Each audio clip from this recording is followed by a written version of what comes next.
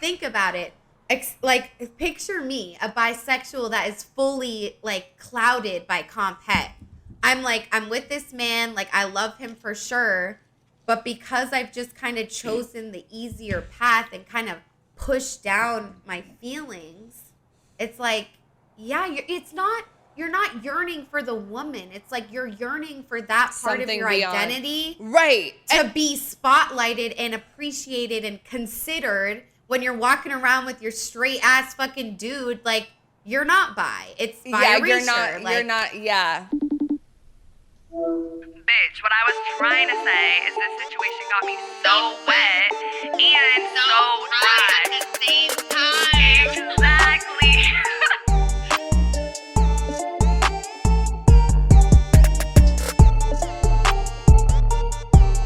What's up, bitches? Welcome back to another episode of So Wet, So Dry. I am one of your hosts, Autumn, like the season. I'm too gay to function, like Damien from Mean Girls, and I work in entertainment. And I'm your other host, Fiji, like the island, like the water. I feel like Satan is having a mosh pit in my uterus right now, and I work in marketing and social media. If you guys are new here to So Wet, So Dry, what we do is we explore duality through deep diving topics about sex, relationships, personal identity, all where internet trends and reality collide. We post polls for every single episode that we do. You guys gotta follow us on Instagram to be a part of that. That's where we post them at So Wet, So Dry. The O's are zeros.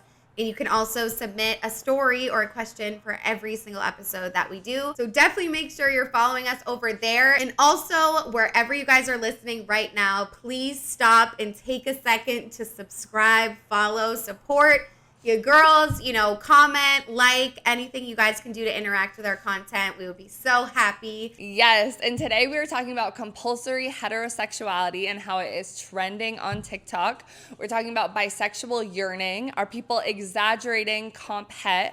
Do straight people experience it too? We're going to get into all of that. But before we do, we're going to start the episode as we always do, talking about what we're so wet and so dry about in this very moment. So I'll go first. Mine is really stupid. Last night, my man made me sign an NDA. And I'm kind of wet about it. Not about, like, us, like, being together, but, like, for his business stuff. Because, he's, like, a creative or whatever. So he's having all the people that he, like, works with sign NDAs. But I thought it was kind of hot, especially because me and Autumn are doing some new things with the podcast where we have to come up with, like, new business materials or whatever. So I'm just like, I like when there's, like, people around me that take these things seriously, even though I thought it was kind of funny, because I'm like, I'm not going to steal your ideas, but I also think it's kind of hot, so. It would have been really hot if he was honestly doing some, like, sexual aggressive shit and, like, telling you to He's like, bitch, sign this NDA. Yeah, bro, that's what came straight to my mind. I was like, shit, they're out here signing contracts. I love that. I do love that. Right.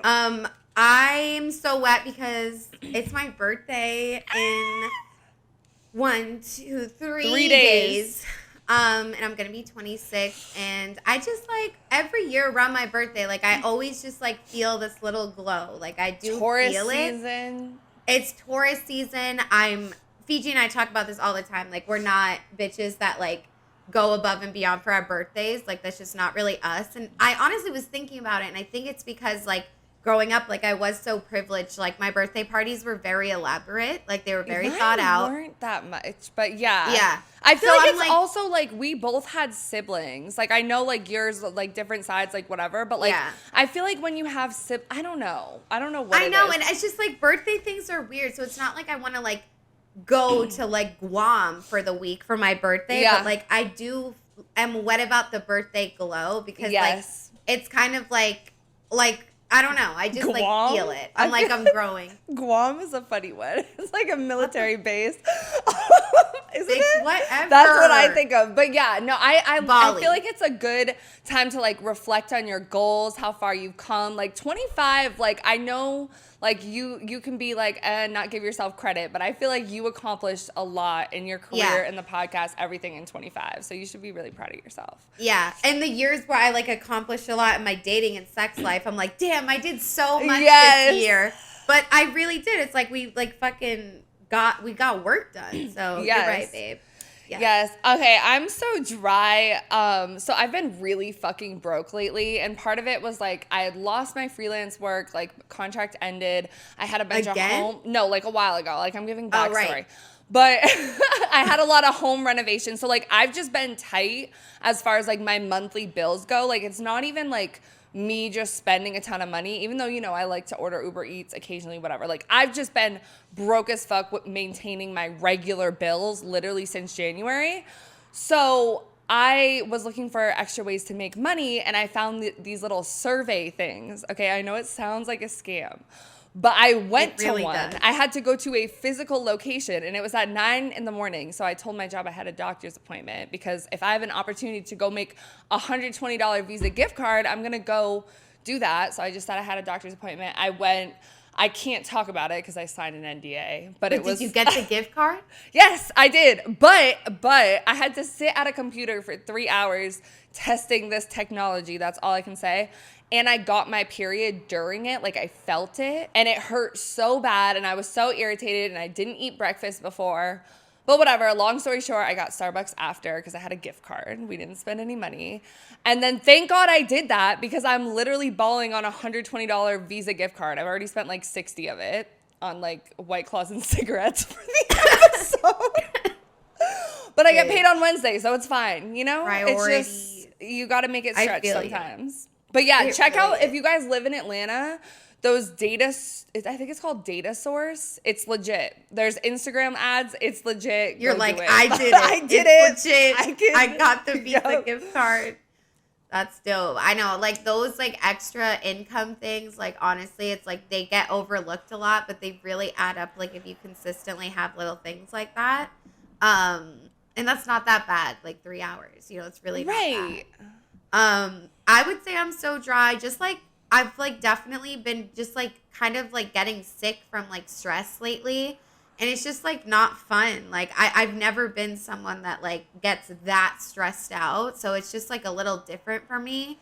But I'm also just like at the same time, like it feels good to like push myself too, because sometimes I think that I give myself a little too much slack. I'm like, oh, and that's the Taurus in me. I'm like, well, if it's going to make me uncomfortable, I'm not going to fucking do it. So it's like balances and stuff. But yeah, definitely take care of your stress levels, guys. See the doctor, you know? Yeah. I feel like it is kind of like, because when we were in college, we were so fucking lazy and could not complete an assignment. So it does feel good to be going hard at work. Yeah. But it's like, you got to find the medium. You gotta be in the and little we would medium. be lazy in college, but when finals came around, we worked so hard to like not fail. Because like we had to fail. Yeah, because we had to. But yeah. All right, guys. So let's get into the episode. As Fiji said, we're talking about compulsory heterosexuality, Comphet for short. We're going to talk about, you know, bisexual yearning, queer girls, lesbians, you know, straight people and Comphet, the whole thing. So first, let's define Comphet and what it means. To be honest, honestly, every episode we do, I never really know what it means until we fucking do it. So the definition is Comphet, or compulsory heterosexuality, refers to the pressures that people feel to live by heterosexual norms and behaviors, even if they do not desire to do so. Comphet can impact all people, regardless of gender identity or sexual orientation. So in short, it's the societal pressure to be fucking straight and like need a man and like a relationship and all of that type of shit. Fiji actually put me on like, or put us on to this episode idea. Yeah, I didn't really completely know what it was. I came across it because of that trending song by Chappelle, Roan, which I know we're going to talk about. We'll get into it. As I was saying, the concept of compulsory heterosexuality was introduced in 1980 by the lesbian feminist writer Adrienne Rich in her groundbreaking essay, Compulsory Heterosexuality and Lesbian Existence. Her article describes compulsory heterosexuality as a bias, an automatic assumption that all women are heterosexual, and that lesbian experience is perceived on a scale from deviant to abhorrent, or simply rendered invisible. Queer theorist Michael Warner expanded on Rich's work in his 1991 publication, Introduction, Fear of a Queer Planet, in which the author introduces the concept of heteronormativity. Warner writes, the task of queer social theory must be to confront the default heteronormativity of modern culture with its worst nightmare, a queer planet. Theoretically speaking, heteronormativity represents the status quo, a culture where everyone is presumed straight and acted by compulsory heterosexuality. Okay, yeah. So I've definitely heard of like heteronormativity before. Like I feel like that's when we think of like the predominant culture, like most like stories we see, movies, whatever, is always like straight people, rom-coms about straight people, whatever. Like just I feel like in our generation more there's like more stories about queer people and like diverse experiences and stuff. So that kind of makes sense. So I guess Comphet is like coming out of the idea of heteronormativity, exactly. right? And it's like, it's very much Comphet is like everyone's presumed straight. Like we think that we're straight. Everyone around us thinks we are. Like some people don't even like question it. So I want to bring in a little bit of a study here. And there was this article I read, which I just very much related to because it seems like she maybe came out the same time I did. So I was like, oh my God. So I'll just read it real quick. A recent study by San Diego State University found that 1% of kids aged 9 through 10 identify as gay, bisexual, or transgender, while 48 of gay and bisexual college students interviewed by U.S. Sexuality Information and Education Council knew their sexual preferences in high school. 4 years from first realizing I wasn't straight and now confident in my queer lesbian identity, I've discovered that compulsory heterosexuality played a large part in me not understanding my sexuality until much later than many of my LGBTQ peers. Like a lot of people argue that like Comphet could be like a big reason that, you know, a lot of people don't come out until their 30s or their 40s. Like they go through their, you know, adult or their upbringing years, not adult years of like, you know, just thinking that they're straight because they think that's what they should be. And then a little bit more, it says, before TikTok, there was another way that queer women were finding out about compulsory heterosexuality. The infamous lesbian master doc. Like, this shit is really fucking popular, you guys. Okay. A crucial part of internet lore for those who grew up in the so-called Tumblr era, this mystery PDF by author unknown was shared across dashboards just as much as black and white photos of Sky Ferreira and Arctic Monkeys lyrics layered on a tie-dye background. They're doing like Tumblr. That was my era, but I don't know about this. Okay. Yeah. And well, I didn't either.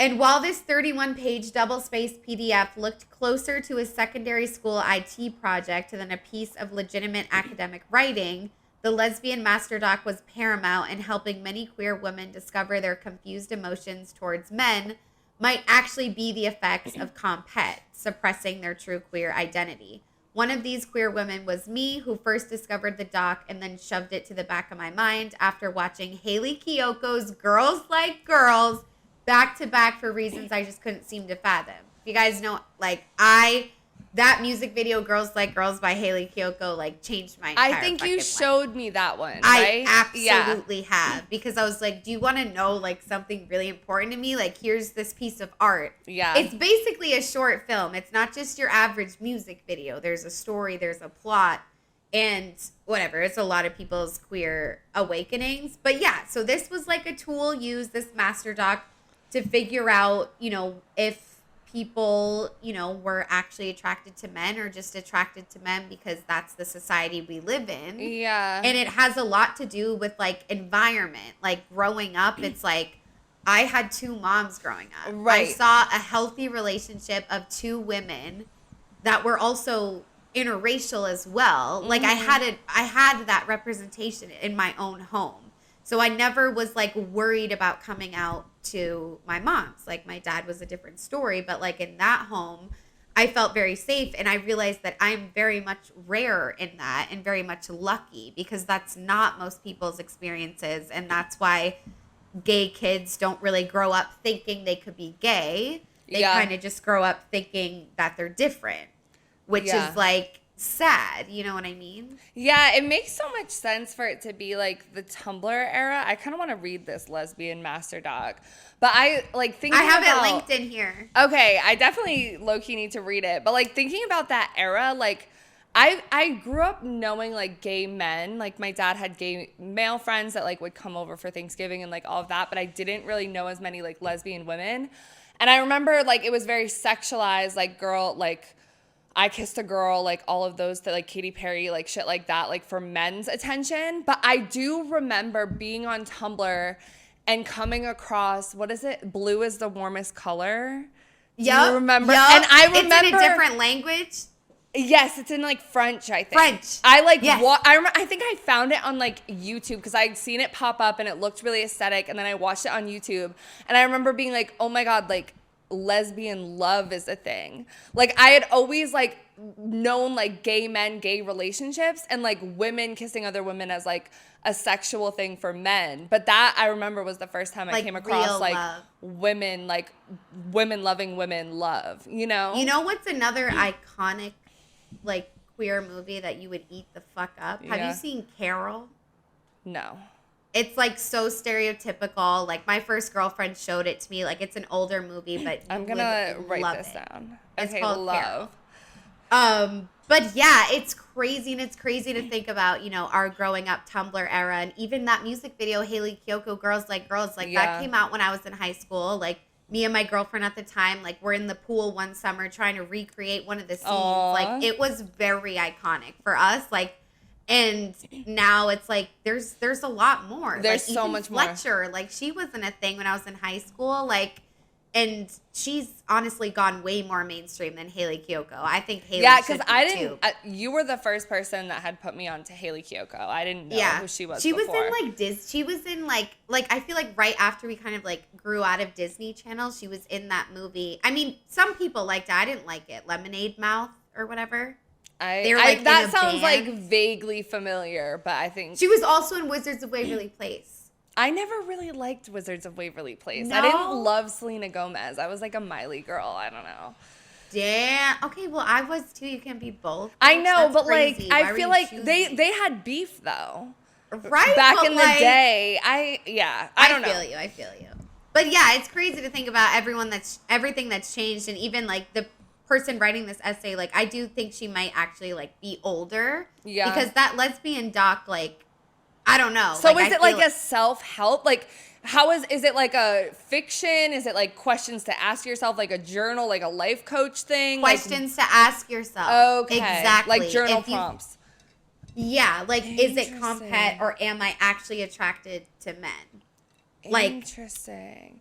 yeah, because it's just like, and we'll get into it more. It's like so fucking confusing. Like when people first learned what comphet was, there's like a lot of people are just like, I've been looking at everything so wrong, because it's like, oh yeah, like I maybe I forgot that like that could play a part on what my sexuality Yeah, is. like you know who Glennon Doyle is? Yes. Yeah, like she's a really good example of a woman that Yeah. like was literally married, had kids with him, like whatever, and then came out later and had this like, and was like, oh my God, like this is who I am, you know? And I feel like that's a common story for women, especially like femme presenting women. Like I definitely feel that to a point too, because I feel like I did have like feelings when I was younger about like being attracted to women and stuff, but kind of just feeling like, oh, that's wrong. That's not something that I should like explore. So Exactly. yeah. I feel like for you, especially like Catholic school, the whole shebang. And everyone in my, like, there was like 11 kids in my class, right? Like 6 girls.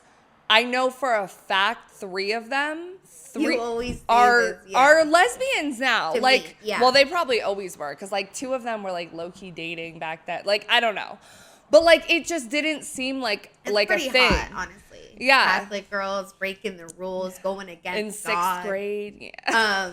Anyways, I'm sorry. Why? This is why it's like, guys, I like have like a porn problem. Like I don't know. This, like, I honestly am giving like man sometimes when I do shit like that. It's okay. Whatever. We can leave it in because the people should know, like, it's real. We all fuck up sometimes.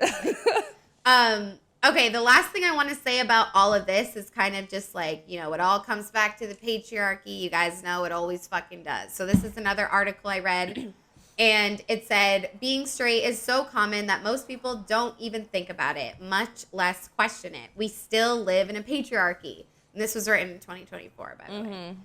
Men are idealized as masculine leaders and protectors. Women are idealized as feminine nurturers and mothers. Women are expected to defer to men. This is considered by most people human nature. It is how things are, but none of that's instinctual. And then she goes in to be like, because it's all made up, like these, you know, constructs in our society, like why we feel like it's human nature for the men to be protectors and us women to be nurturers. It's a big question. And even the way we have sex, like how it always has to be like penis, vagina, and like man comes, end of sex. Like even in heterosexual sex, it's like, hello, women's pleasure, but yeah. Yeah, I can't believe you just said penis. That's crazy. But yeah, let's go into our first poll. We just wanted to flat out ask you guys, like, do you think you have ever experienced Comphet before? And 65% of y'all said yes, 16% said no, and 19% said maybe. And I wanted to include the maybe because when I first started researching the episode, I was like at a point where I'm like, I'm not really sure. Like, it can be a little bit confusing. And I think it's also like kind of general. Like, it's not like it can be applied to gay men. It can be applied to lesbians, bisexual people, straight people, everyone. Like, it's basically just this overall idea of like how men are so, you know, centered in our lives and our society, like how that plays into your sexuality and how you think it's like, you know, do I really like this man, or do I like that he's a man and he likes me? Do I like what he can give me? Do I really like him? Or the status that it is, the acceptance from other people, like pleasing your parents, like, you know, better society. Shit. Yeah.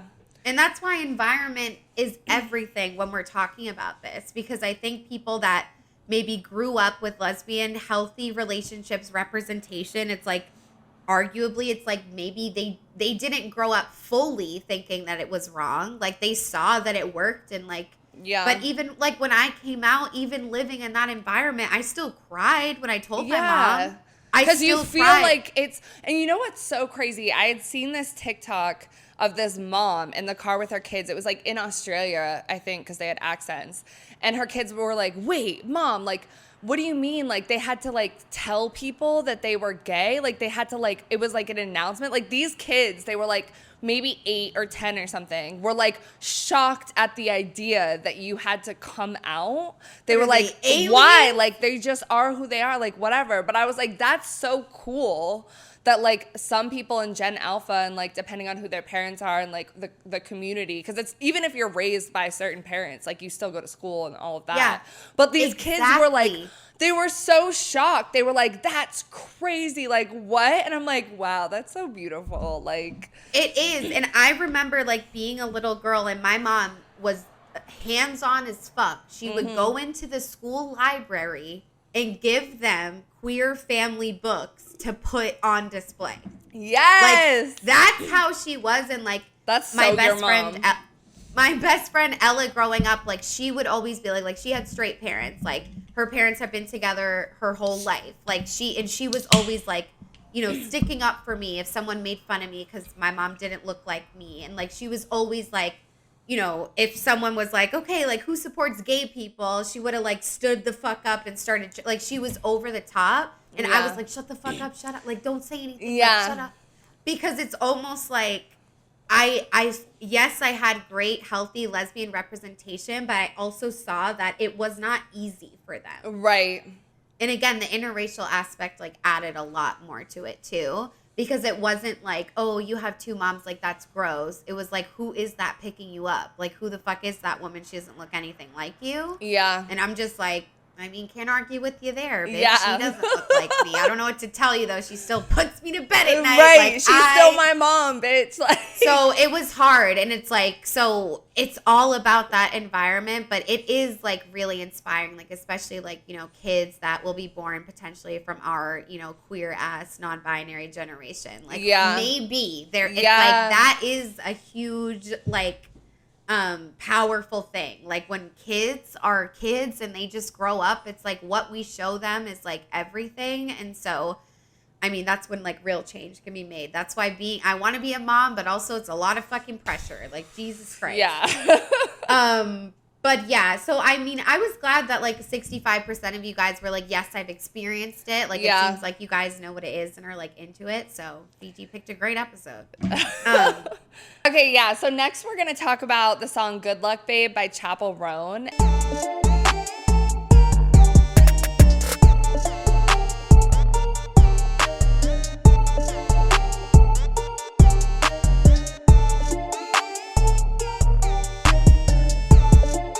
So we did have to mute the song, guys, just because like copyright is so annoying. It's happened to us many times, so we aren't fucking around anymore. But we will read the lyrics. Basically, this article kind of broke it down. So she's essentially singing about dating a closeted girl who refuses to acknowledge their relationship. In the first verse, she says, "You can't say that we are nothing, but you know the truth. I don't want to call it off, but you don't want to call it love. You only want to be the one that I call baby."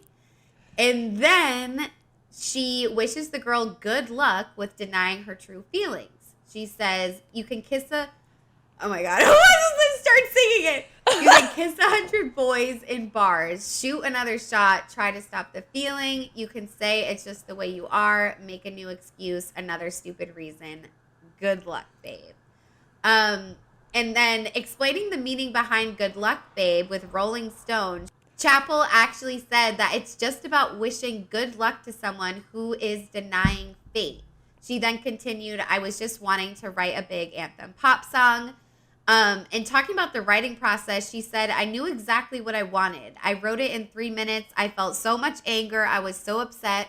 It all came out and I didn't add anything when I wrote it. All done. It was the perfect storm." Damn. And then the iconic bridge is where the song is on TikTok.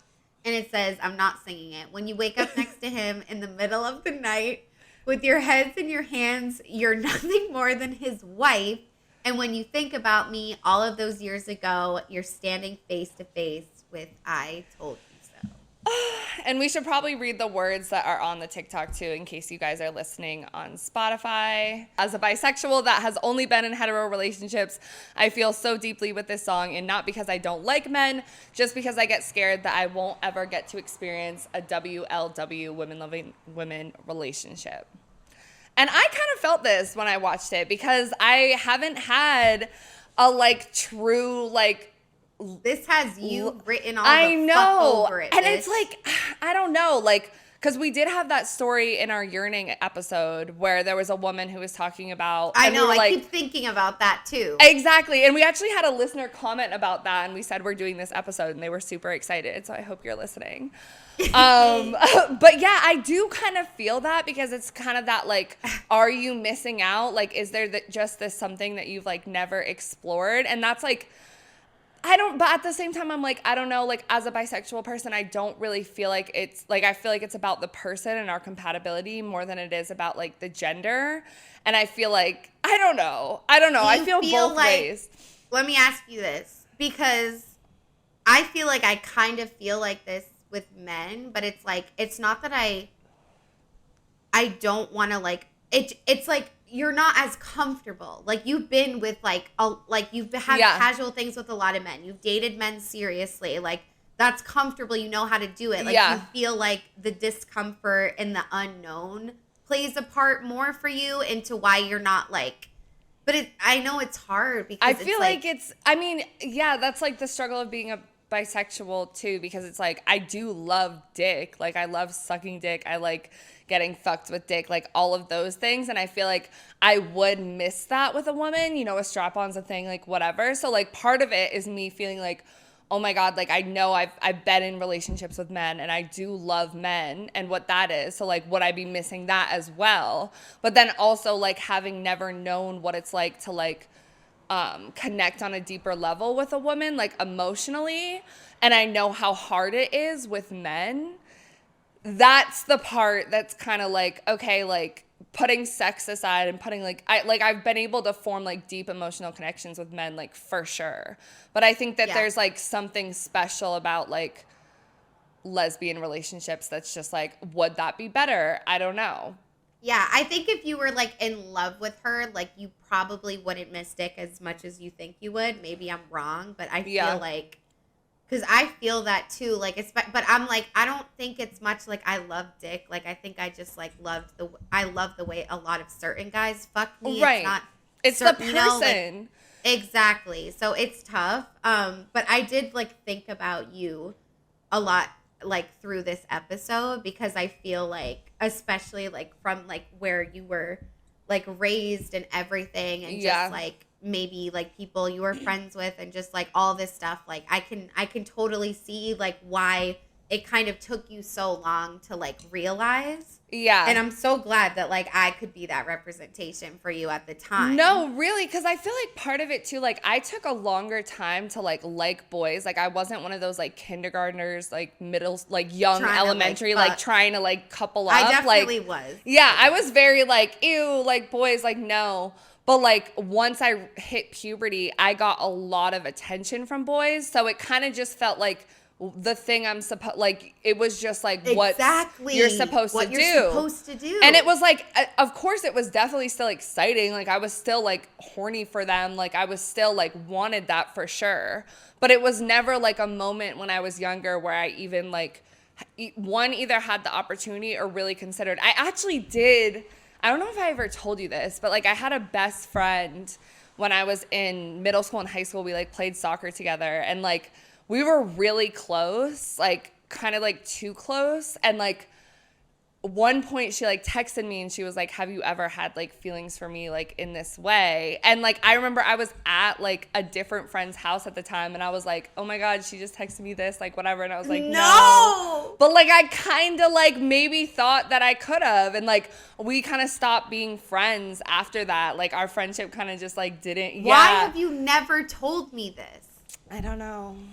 Damn, imagine if you were like, maybe your life would be different. I mean, I don't think it would have worked out with her. You but were like, oh my God. There were definitely opportunities, like, I feel like where, like, other girls kind of, like, I could have, like, explored it. But I feel like because, one, there were so many options with boys, and, like, how I would, like, my parents aren't, like, crazy Christians. Like, I think they would be cool with it, like, all that stuff. But it is that, like, heteronormativity, like that compulsory whatever. But they weren't like telling you. It's like you have to guess. Yeah, I wasn't growing up like, oh, do you like girls? Do you have any crushes? I mean, they weren't really asking me if I had crushes on boys either. But like it wasn't, Yeah, see, my mom was always asking me that shit. Mm-hmm. And that it's like I literally like have to like remember every single day to be grateful for that. Because and she didn't have that experience. Like, her parents freaked the fuck out when she came out. They were not happy. Yeah. Like, she, you know what I mean? So it's like, she gave that to me. She didn't have that for herself. But yes, let's get into some Reddit things, like some more, comphet experiences when it comes to bisexuality in general. There is a Reddit comphet group. So this first Reddit post I want to read says, so I used to find something reassuring about being with a quote unquote cookie cutter guy. Up until college, I was always emotionally closer with girls and non-binary folks, but unable to recognize it as bisexuality.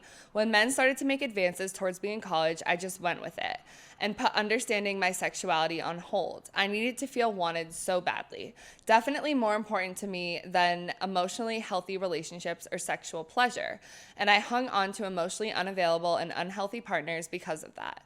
In more recent years, I've had crushes and felt a more even attraction towards men, women, and non-binary partners.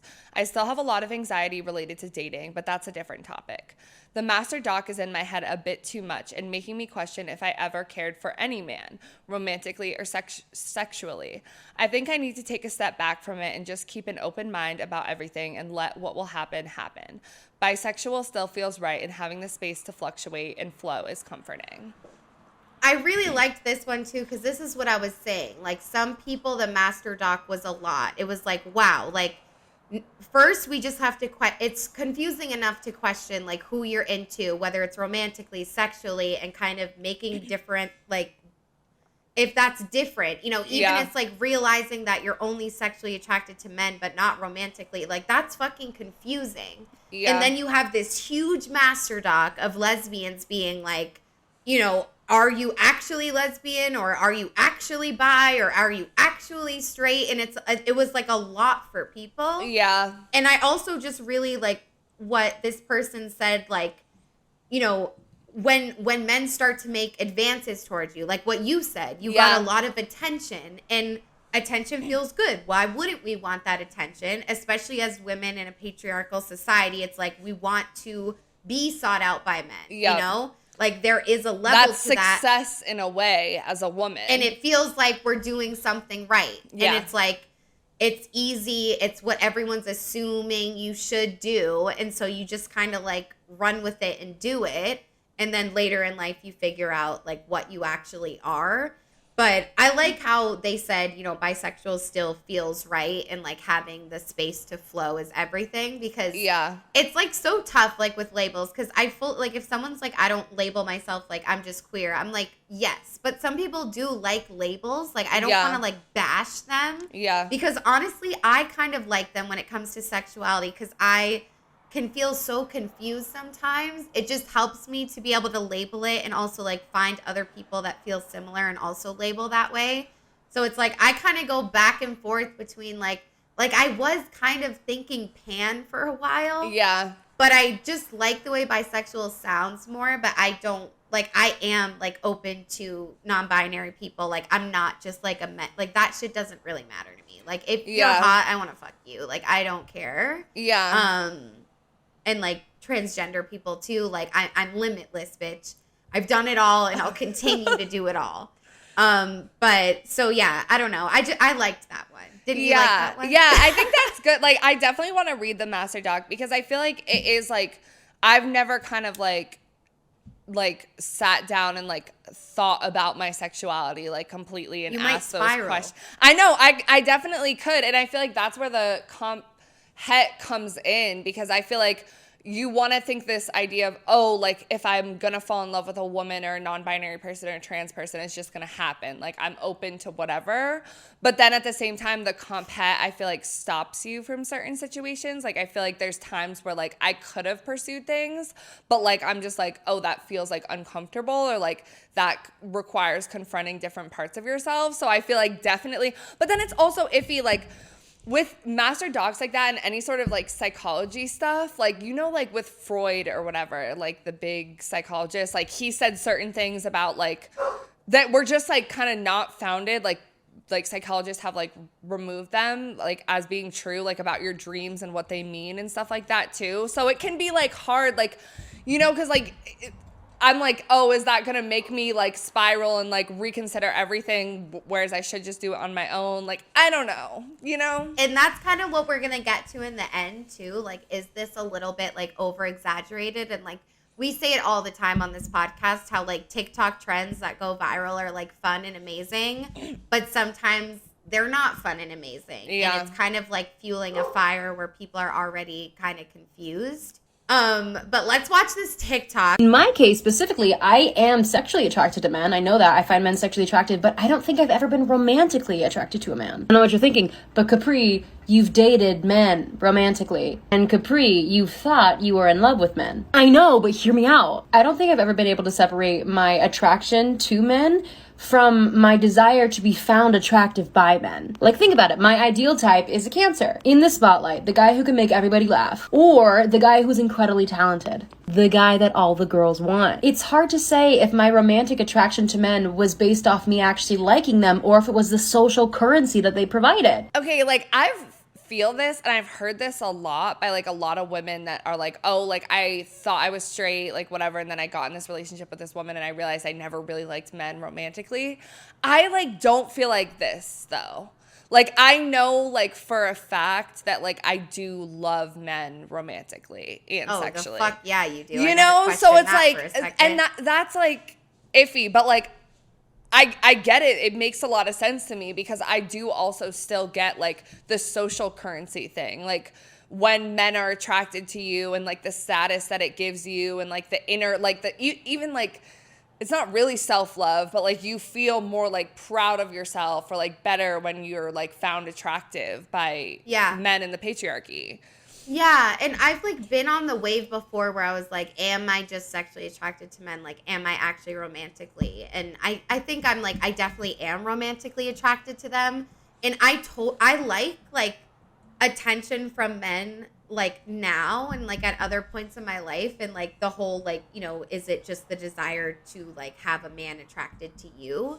But when I was, like, when we were stripping together and I was in my lesbian era, like, I hated any attention from men. I would get so angry at them. Yeah. And just be so fucking rude to people. Yeah. Like, I really was. Like, even when, like, I wasn't with you and I was in LA with, like, my girlfriend at the time, like, I would just be horrible to innocent men on the street for no reason. Like, and I was so just mad. Like, all of them suck, you know? But now it's like, I'm like, damn, like, I do want to be desired by men. I definitely do. But I do think I'm romantically, you know, I still think about my ex-boyfriend, like, every single fucking day. Yeah. And, like, I definitely loved him, like, for sure. Yeah. I wish maybe I wasn't romantically into them. Like, that would be a lot easier. But unfortunately, I think I am. But I just thought it was, like, I've never heard anyone, like, come to that conclusion before. And I know I wasn't on, like, Comphet TikTok. But I just think it's cool. It is, like, interesting. But I also can see how it can get people to spiral, which is kind of a trend with TikTok. Like, I've definitely seen some of those TikToks where it was like there's this one couple on TikTok that I'm, like, obsessed with. They're both, like, femme, but one's, like, a little more dom femme, like, whatever. But, like, one of them was straight before, and, like, she talked about, like, how she, like, thought she was straight, like, thought she was romantically attracted to men, but, like, it's never been like this with her girlfriend, like, whatever. And so I definitely thought before, I'm like, oh, like, have I really been? But I'm like, I feel like that's just me, like, thinking about, oh, am I missing out by not being with a woman? Because, like, I know, like, the love I've been in with, like, men is real. Just like you said, you're like, oh, I still think about my ex, like, oh, this, like, whatever. So, like, it definitely, like, can cause you to spiral because you're, like, thinking about one thing but kind of forgetting the whole other. Yeah. And then it brings me back to the pan thing, and I'm like, well, if, say, my ex, like, was non-binary, like, I didn't love that he was a man, but I loved him. Right. You know? Well, and that's, like, I feel like that's where, like, the duality and the binariness of everything comes in because, like, I feel like, you know, we always want to put ourselves in these boxes so that we know who our people are or who accepts us or, like, what our identity is, like, put a label on it. But it really is, for most people, so much more complex than just, like, oh, I thought this, now it's this. Like, it's somewhere in the middle. Right. Okay, now let's talk about, you know, if a bi girl is with a man, will she be yearning for a woman for the rest of her life? And we basically asked you guys that. We said, do you think a lot of bi girls date men while yearning for women? And 90 motherfucking percent of y'all said yes. And 10% said no. And it's so crazy because we were just talking about, like a lot of bi girls end up with men, but yet they're yearning for women. This was surprising to me because I'm like, people are hip to the truth because I think it's true. Think about it. Like, picture me, a bisexual that is fully, like, clouded by Comphet. I'm like, I'm with this man, like, I love him for sure, But because I've just kind of chosen the easier path and kind of pushed down my feelings, it's like, yeah, you're not yearning for the woman. It's like you're yearning for that part Something of your beyond. identity, Right. to be spotlighted and appreciated and considered when you're walking around with your straight ass fucking dude. Like, you're not bi. It's bi Yeah, erasure. you're not, yeah. See, That's I what it think is. of it as like a different way too, because I'm like, for me, it's like, one, the part about men not being able to emotionally like meet women or like intellectually or like share the same experiences. Like, and that's also why I think if you're bi and you're in a heterosexual relationship, like it's so important for you to have like women friends and queer friends, because I feel like what a lot of like straight bi whatever women in heterosexual relationships also do as part of just our society is just hang out with their partner and kind of like separate themselves, like lose friends and all of those things too. And then you kind of like lose that communal feeling. Cause like, I feel like in my relationships, like sometimes I can be like so frustrated with like being with a man all the time and him just like not getting certain things. But then it's like, oh, you have like a different community that does and stuff. Yeah. I don't know. You have to have that balance. And it's unfortunate that like bi girls can't date a guy and like be recognized for their like bisexuality, you know, like especially if they're right, because you chose a path, kind of. It's like that weird, like, oh, you chose a gender, heteronormative. Yeah, you know, it's pretty crazy, but it's like, I mean, the like tired argument is like, no, like bisexuals just like who they like. It just depends on the person. Yeah, which is true. But heteronormativity and this compulsory fucking straight shit definitely plays a huge factor into that. Yeah. And you're lying to yourself if you don't think that's true. One of our listeners actually submitted a story to this specific poll as well. And they said yes, but they act so scared. A lot of internet culture has people do certain things to fall in a category of bisexuality.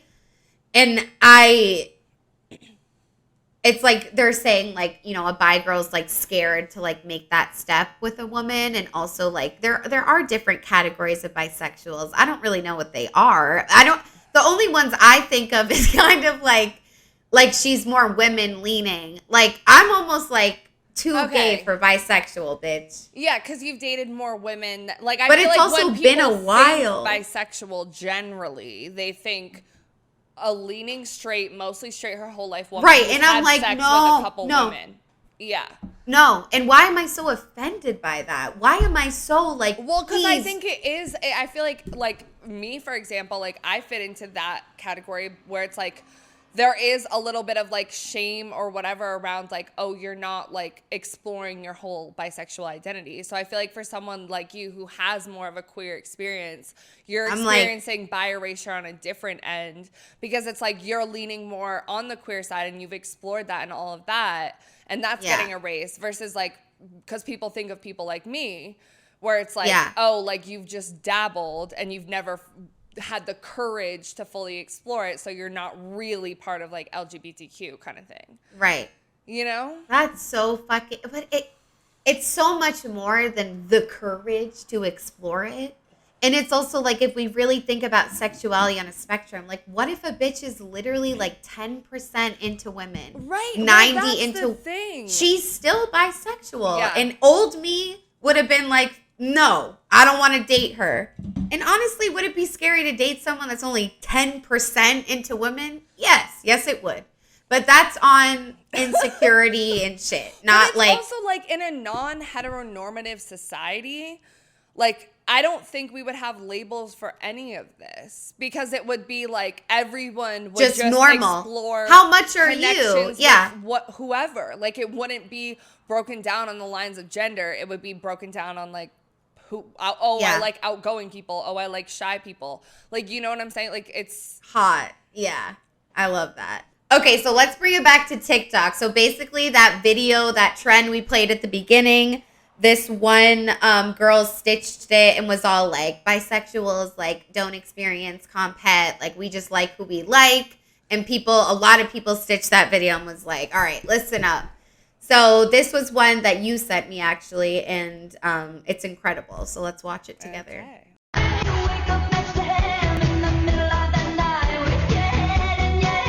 So I might not be it now, but once upon a time I presented as a bi girly, and I disagree with this take. I remember before I transitioned, I felt that way 100% about marrying a man.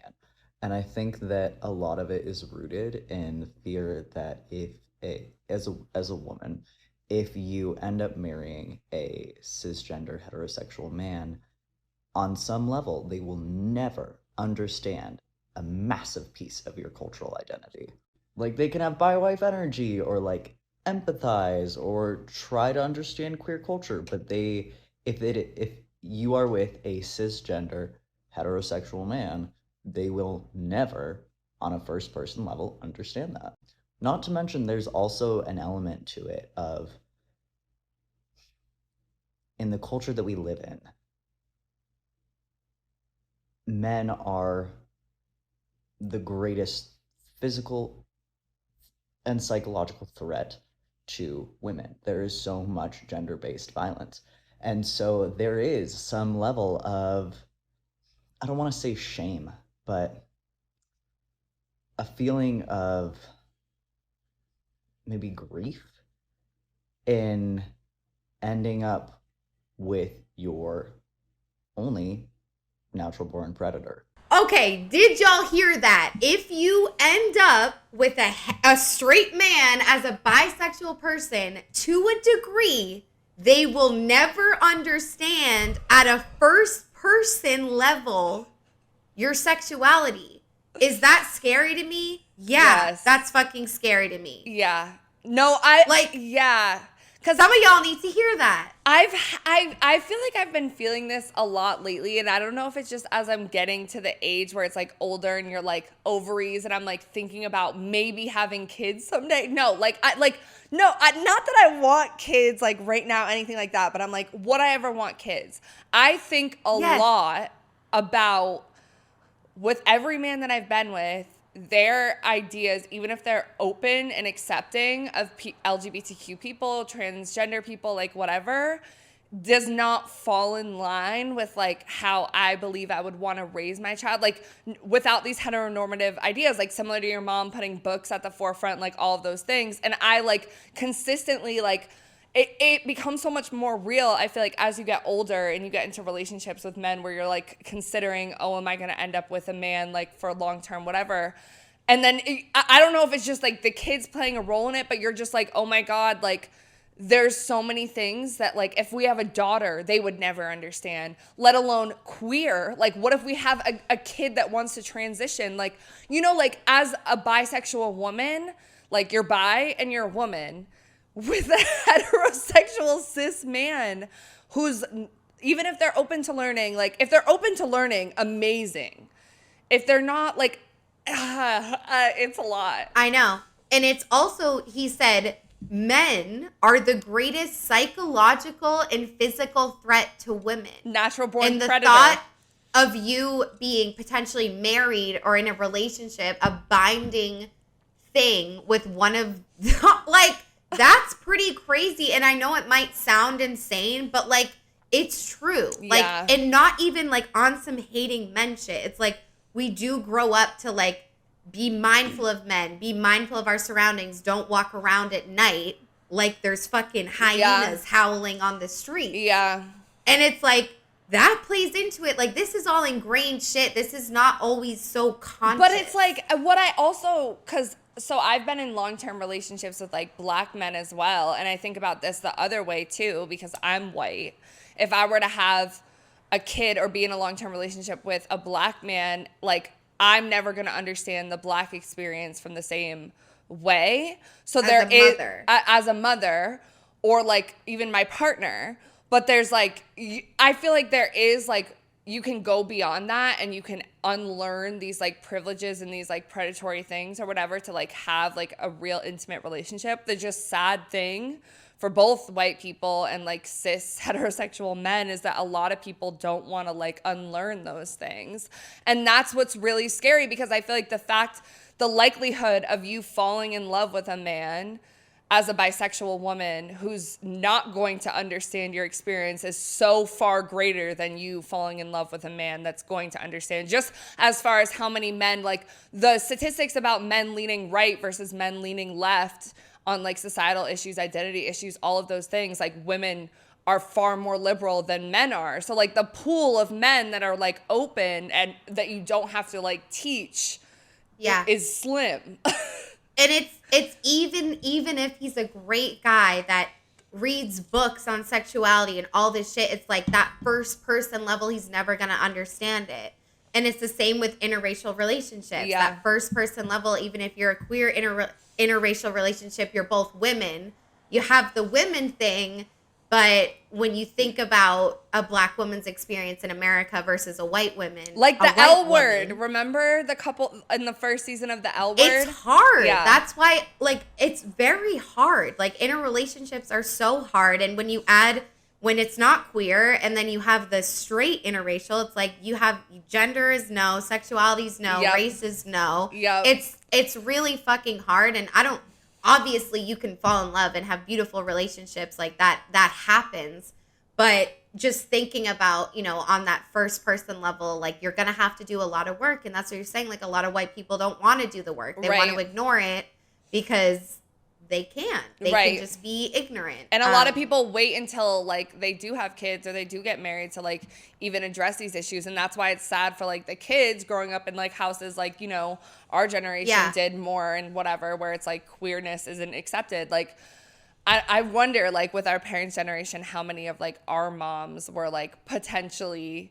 bi or like anything like that, but like chose hetero. Like back then it was even worse. So it's like, it is crazy. Like that is a really interesting point, because I get like the first person, the one that was stitched, where they were like, what was the exact quote? Because if you're listening audio, you didn't see the stitch, but it was like, oh, bi people aren't afraid of being unfulfilled if they end up with a man. Yeah, and I think originally, like, my impulse when I ended up on this side of TikTok was to be like, yeah, like, exactly, like, don't tell me how to feel, like, whatever, like, I want to stay in my bubble of da-da-da, but, like, it is right, you know, you can't deny that, like, that is a big thing that you have to overcome with your partner if you ever can.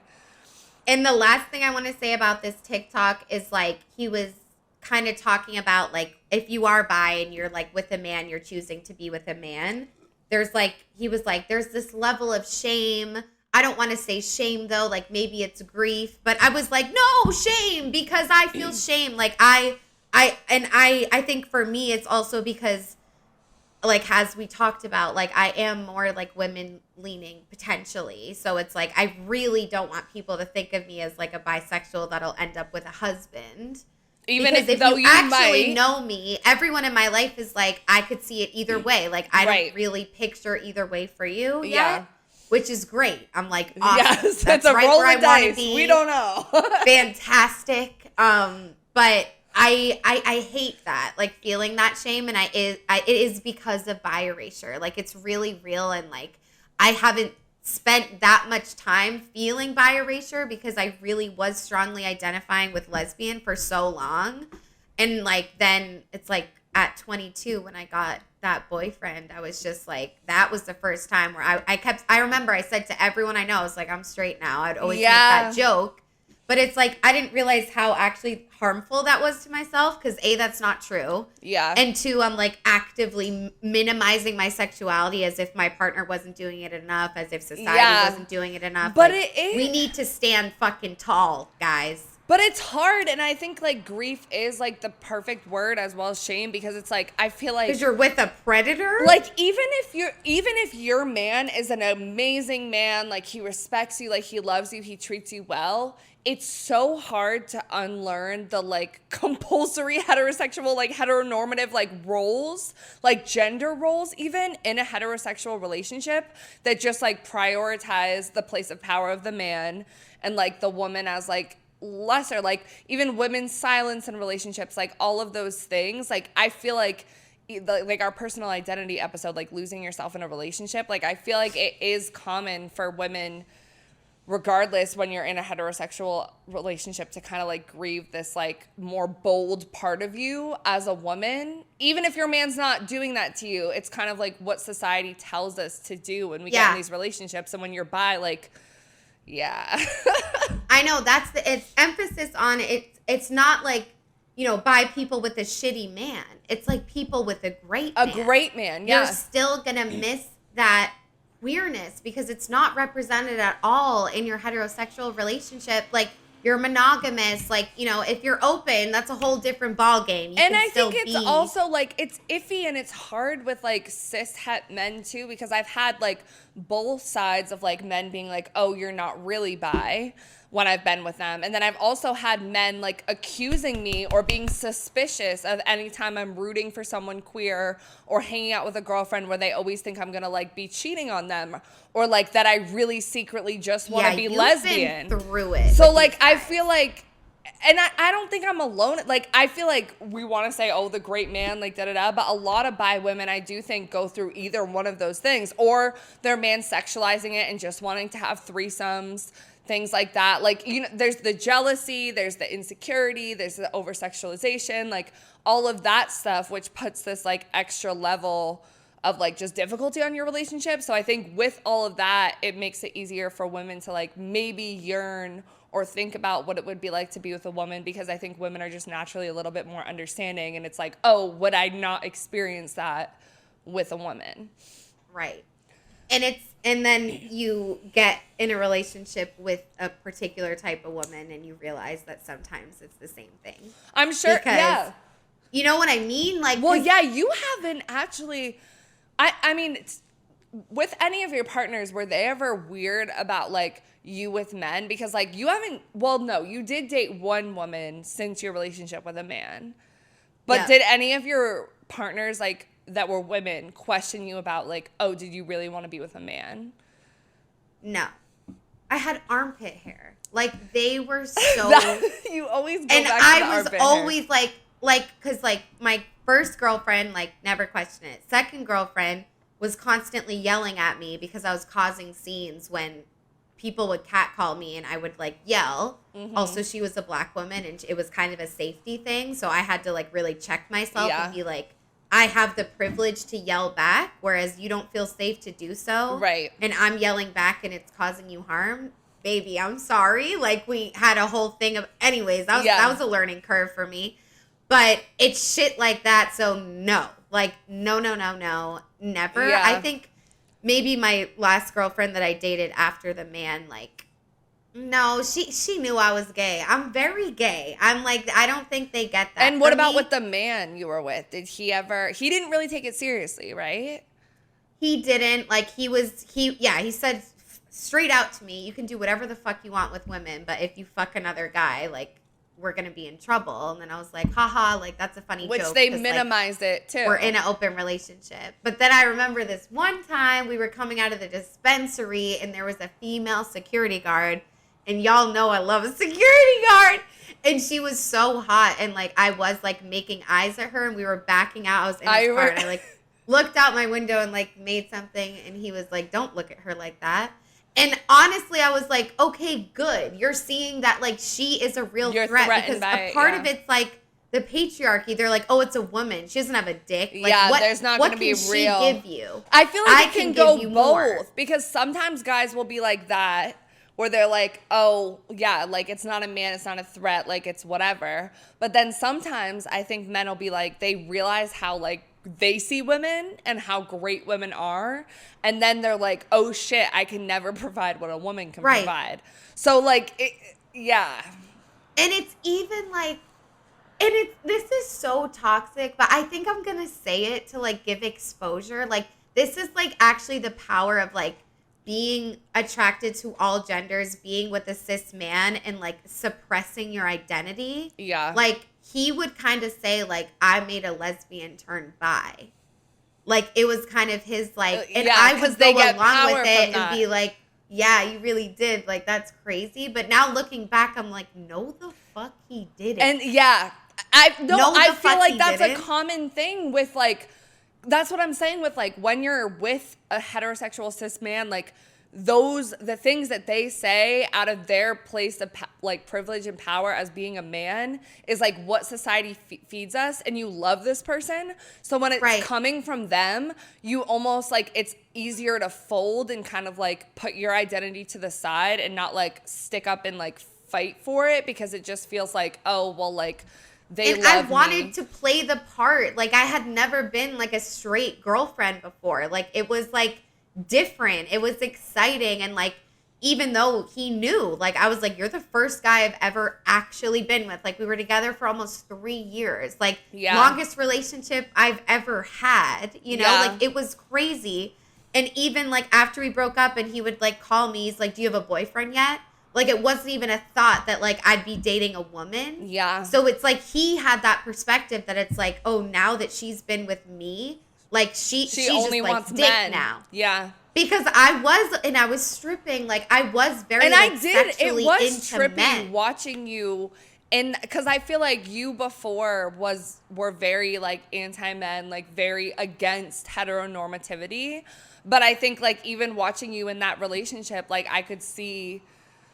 Like you change a little bit, but like I get it. It's what comes with being with a man, which is why there's like this grief and this shame, because it's like you do it almost just like off of impulse. Even someone like you who's been in more relationships with women, it's like you just feel like you have to fit this role, kind of. Like, but like, and I loved him. Like part of me was like happy to fit the role, because I was like, honestly, like.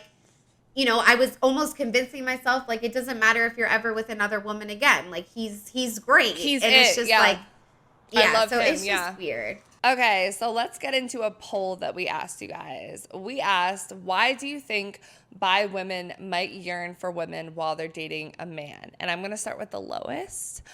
4% said it's emotionally taxing to be with a man. 4% also said they feel bi erasure in their straight relationship. 8% said they fear they might never be with a woman, and 84% said a combination of all of the above. I also feel like it's a combination for all of the above, but I do think like specifically for me, like they fear they might never be with a woman. No. It's emotionally taxing to be with a man. I'm under the, like, dude, I swear to God, women are literally the same. Like, no. Yes, they understand. No. No, because I've been with women that, like, don't, like, they're not feminists. Like, they're not, they're, you know what I mean? Like, I've been with women that are actively, like, no, like, it's, like, equal. Like, I swear to God. But I still feel like you don't feel like there's things about men. For sure. Because I feel like I'm leaning towards that one more than the bi. Like, I feel like, as sad as it is, I could live with bi erasure. I don't want to. I could live with bi erasure. I don't want to. But, like, the emotional taxing of being with a man, like, and I'm putting bi erasure into that as part of it. Right. But, like, their perspective on things, I think, and I know, like, there's women that you've dated that have been, like, had different religious, political views, like, all of those things, like, definitely. But I feel like with men, it's just this, like, women are from Venus, men are from Mars. Like, I don't know. Like, there's just, like, this complete difference. No, it's true. It's true. It is 100% true. But I feel like for me, it's bi erasure. But I think generally speaking, it is a combination of all of the above. So, and then two people submitted stories. Someone said bi women might yearn for women while they're dating men because of pussy and boobs. And because it's a lot of FOMO about being bisexual, which is kind of like bi erasure in a way. Because I definitely felt that. I was like, fuck. Like, I feel like that's more fear they might never be with a woman, though. Like, FOMO. Yeah. Yeah, FOMO. But it's also, like, even in this current moment while I'm dating a man, like, I did, like, miss things about being with women. And, like, I had like, FOMO what about specifically? It. Yeah. Like, what? Like, what specifically? Yeah. Well, a lot of it is just, like, kind of simple shit, like getting ready to go to bed at night. Like, I would always do, like, skincare and, like, like brush my teeth. Like we would like do it together as like a routine. And also just, well, this is kind of a big one, but like not like being as afraid to cry. I feel like when I was with a man, Yeah. I was very much like, I don't want to cry because of like patriarchal reasons. Like I just don't want him to ever like be able to hold that over me, that I just cry and I'm too emotional. Yeah. Whereas like I've been with women that did tell me I was too emotional and it hurt just as much, but I wasn't afraid to cry in front of Yeah. them. So that was like definitely something. Yeah, I just thought of that right now. Yeah, that's because I feel like the biggest thing is like with men that I've been with, that I always wonder if it would be different with women. But it's more based off of like my friendships with women. But like just that emotional understanding, also things like periods, like they never fucking get. Like just like things where it's like, oh, I'm emotional but I'm angry, like, you know, like the like complexity of showing emotions, and also like talking about things and being vulnerable. Right.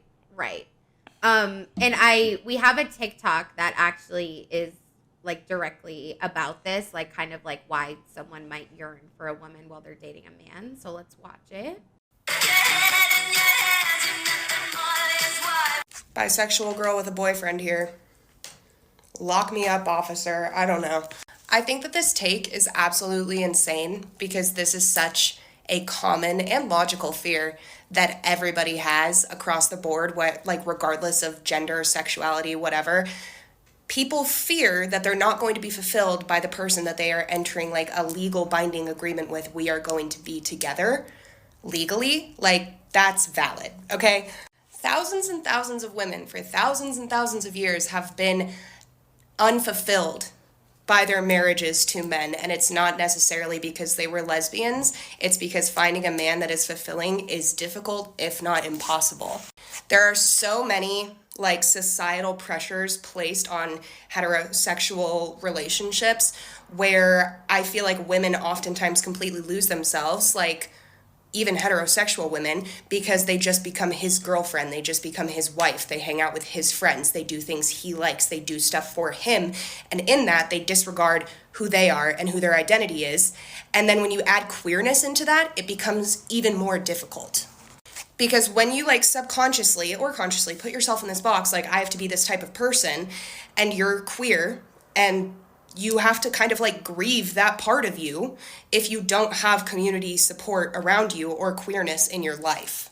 This is something I haven't talked about online, but my boyfriend and I broke up for 1 week over summer because I was feeling a huge disconnect from my queer identity. My life for the last 4 years had been completely centered around men, and I just felt a huge disconnect. I had no queer people in my life. I had no queer community. I was just kind of like putting myself in this box of expectations that were placed on me, not by him, but just by myself and by society, I guess, where it's like I was hanging out with his friends. It was like a lot of heterosexual guys and like doing stuff he liked, going to parties, like whatever. And I felt like the only way back to like feeling queer and like having that part of myself was to not be in a relationship with a man. I feel like kind of my biggest takeaway, like obviously she talked about a lot of things that we've like been talking about, but it's like the part about like historically, like it has been kind of a thing where like women aren't fulfilled by their husbands in every way. Yeah. And like even the episode we did where like the dad didn't know how to cut the daughter's fingernails. It's like Weaponized incompetence, yeah. weaponized incompetence episode. And like also, you know, the Reddit post that we read about the woman that was in a straight relationship and married but's always yearning for women. It's like the only way to kind of, we think and feel, and maybe this is true or not, but I feel like the only way to kind of experience your bisexuality is like to not like be in a relationship with a man, like if that's what you're really craving. And that's why she talked about it's like they broke up for a week, her and her boyfriend, because it was like you're just kind of in this bubble, and it's sad, but it's like it is kind of true. Like if someone's in a relationship with a man and they're really yearning for their queerness, it's like they have to kind of break up, Well, right? and I feel like it's like both, because like even how she said it's like any relationship too, because like even heterosexual women with their male partners, like the weaponized incompetence stuff and everything, it's like we've watched, I mean, you have like two moms or whatever, but like I've watched like my mom, my nana, like a lot of like women in our life who are heterosexual, like be, you know, fulfilled, like they love their partner, but you watch them like let parts of themselves die. And I'm sure men do the same in relationships. Like I think that's the sad thing about just like this monogamous like culture that we have that doesn't allow us to like when you have a partner, like that's your world. And you have to like be able to maintain your identity in other ways, like she said, like connecting to community and stuff like that. So it is like iffy because it's like, I don't know, like part of me wants to think that it depends on the person and that you can still view those other parts of yourself and like your identity in like a healthy relationship, but like also just the way men are socialized, like I don't know, it's tough. I know. And then one of our listeners actually submitted a story kind of related to this. They said, about bisexuality, I think a lot of women date men because it's easier. But a lot of bisexuals, regardless of gender, it seems like there's only time for fun instead of real, like, actual dating and, like, meaningful connections. And, like, it's easier in quotes, meaning, like, society makes it easier. That's the path that we're, you know, that's, like, what we talked about at the beginning. It's like we're born into this world. That's what we think is going to happen. Yeah. Even if you have two moms like me, I still thought, like, I'm probably going to be straight. Because I think that, like, even, it was a while ago that you talked about, like, with one of your coworkers, and like I feel this too with my job, like it's like people assume that we're heterosexual, and I don't correct them because I'm not dating a woman and it seems like too much to even like go there, you know, like it's just like they're just like, do you have a boyfriend, like whatever. So it's like it's weird sometimes where you can like fall into, it is easier to assume heterosexuality and heteronormativity or whatever. And it's like, it kind of feels like you do, like, because of that, maybe you treat it like, oh, it's just more fun or it's just whatever. Right. Because you don't want the pressure of it.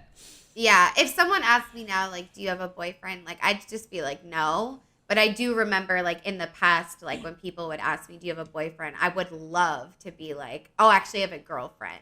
Yeah. But if I felt safe enough to do so, it's like certain people, like, I probably would have just been like, no, I'm single. And it's weird, too, if you're single and someone asks you that and you're like, oh, I'm bi. Like, you know, like, it feels, like, confrontational it's to, like be, like, to correct them. But like, if you're a lesbian and someone's like, do you have a boyfriend? Then, you could be like, no, I'm not interested in men. Right. You know? Right. Because, yeah, it's weird. It's really weird. Because it's like, oh, I'm bi. It's like, okay, you could still have a boyfriend. That's what you're going to say back. And you're like, yeah, you're right. I don't know. Like, it's just kind of. Assuming. Okay, so let's get into a little bit more on just like why bisexuals like experience comphet. I really liked this TikTok. We're gonna watch the beginning now, talk about it, and then transition into something else, and then watch the end. She's got a lot of good stuff in here. This was one that I found, so you haven't seen this. So we're just gonna watch like it's like 25 seconds. Okay. Comphet does impact people who are genuinely attracted to men. The idea that if you identify with comphet means you must be gay is the biggest false narrative. Comphet is valid for bisexuals because even if a woman genuinely wants to date another woman, they might struggle to do so because of the societal pressure to date men. It's the easier and expected route, so going against the grain to date a woman, even if you truly desire to do so, is exactly what comphet is all about. So we basically asked you guys essentially this in a poll. We asked you, if you identify as bi, queer, do you feel like being with a man is what you should pursue, even though you genuinely might want to date another gender, like what this woman was just talking about? And 33% said yes, and 67% said no. This is surprising to me. It was surprising to me. I was like, well, you guys kind of, like, what happened to the first poll? We were all like, comphet. I'm like, that is comphet, you know? But, like, I honestly have been surprised in some of my, like, bi-queer experiences with women who are bi as well, like, how much more open they are with it than I am, too. Like, what do you mean? Like, just, like, even in terms of like hooking up or like going on dates or like stuff like that, like I feel like I do have a lot more comphet than other bi women that I've met. Yeah. So like Yeah. I could believe that like it's no for a lot of people. I don't know. Yeah. I don't know. I mean, I definitely don't feel that way. Yeah. But I feel like a lot of people do feel that way. Yeah. Maybe just not our listeners. Yeah. But it's still interesting just to think about. It's like, and maybe you're just pursuing, a man because you're more leaning that way. Like maybe it's not that deep. Like, you know what I mean? But like maybe it is. So now I just want to get into like straight people experiencing comphet, because straight, like, to be completely honest, I was like, no, like that, like, this is a gay thing. Like, what are you talking about? It's coming from this lesbian master doc. But I was wrong. And we asked you guys, can only queer people experience comphet? 84% said no, straight people can also experience it. And 16% said yes, it's a gay thing. And it's like everyone experiences it. It's like the patriarchy. It's like heteronormativity. It's like you can't really get away from it.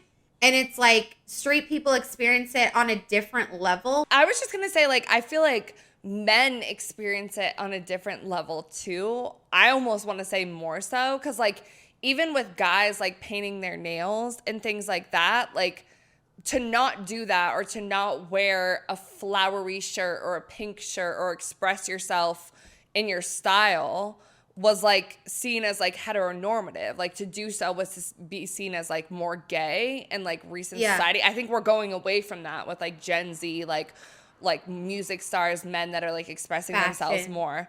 But I think like men get like a lot of that, like straight men who just express themselves like might want to but not do it because it's seen as like quote unquote gay. You know what I'm saying? Yeah, I definitely do. I mean, my mind was going to like straight women for sure. Like I wasn't thinking about straight men, and it kind of hurts my brain to think about like how that, like it's just so weird, because a lot of people like online too on Reddit like thought it was just like a gay thing, because it's like it would make sense. It's like, well, if you're straight, you're not questioning your sexuality, but it's like it's so much more than not questioning your sexuality, which like we've learned more throughout it's the things episode. That are I feel like it's like the things that are coded outside of like heteronormativity.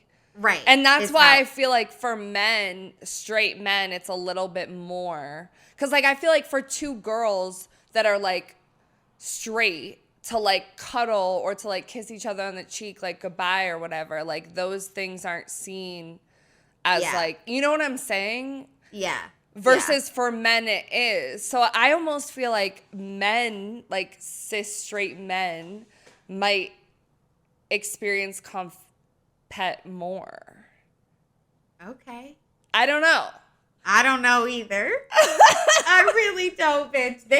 This TikTok, she also talks about straight people experiencing it. So let's hear what she has to say. Which is why I also think that straight women can experience comphet. Yes, they're attracted to men. Yes, they date men. But this idea, this societal pressure to be in a relationship also leads straight women to feeling like they constantly need to be in a relationship. Society bombards us with straight romantic narratives in TV shows, movies, and books. It's no wonder that we feel so much pressure to be in a relationship. When people are single, oftentimes the first question is like, so when are you gonna get a boyfriend? You know, parents even, you go home and it's like, well, you're still single? What's wrong with you? That is comphet, that compulsory feeling to have a man in your life. That societal pressure to feel like you always need to be in a relationship can lead people to be in relationships that they don't even particularly like or want to be in, but it just seems like the right thing to do. I'm realizing this was kind of a controversial topic. I had several comments about it, so I want to know what you think. Do you think comphet applies to bisexuals? Point being, if you're a lesbian, bisexual, or even a straight woman who identifies with comphet, I see you, I love you, and you're valid. Bye. Okay, I don't know if I'm thinking about comphet the right way, or if I'm thinking of heteronormativity. Because like what I said about men is more about like heterosexual norms, like how you express yourself with your style, but this is more about like relationships. And I get what she's saying, like about like the pressure for women to always be in a relationship. It's like the centering of men as a whole. Like if you zoom out, it's just like straight women, it's like men are their whole world. It's like you want to get in this relationship, not for like hypothetically speaking, like in patriarchal standards. It's like that's what they teach us to be like, and it's like how many women do you know that like are dying for a relationship? It's a very and I had one of my friends like submitted a story. And she's someone that has, like, a lot, like, she's straight, and she has, like, a lot of queer friends. So she's, like, surrounded by queer people a lot. And she submitted for the episode, she said, recently one of my best friends saw this TikTok about not centering men in one's life and was like, oh, I feel like that's why you're able to have all queer friends, because you don't center men in your life. But I feel like most straight women and a lot of queer women center men in their lives. So to not do so, even as a straight person, feels like a divestment from Comphet norms. Okay. Yeah. I mean, I'm a little like iffy on this whole centering men idea because I feel like there's a law on TikTok in other senses about like decentering men. And I agree with a lot of it, but I think we're taking it like too far to a certain degree where it's like completely like don't have relationships with men. So like I feel like it's a loaded topic. But yeah, I definitely do feel like that's a big thing for sure, that a lot of straight women like center men, especially if they're in a relationship. Yeah, and I like, again, like this is someone that I definitely know, and like she's definitely like not someone that like centers men in the same way that like the majority of straight people do. Like it's weird though, and I think like for her to get to that place is honestly like pretty fucking cool. Like I don't know, we grew up in like a small and ass it's hard town, to do. Like when you're in when you're in a relationship in general, I feel like there's the honeymoon phase and then you just want to be with them. Like most of the time now, I just want to hang out with my man. Like I don't want to go out.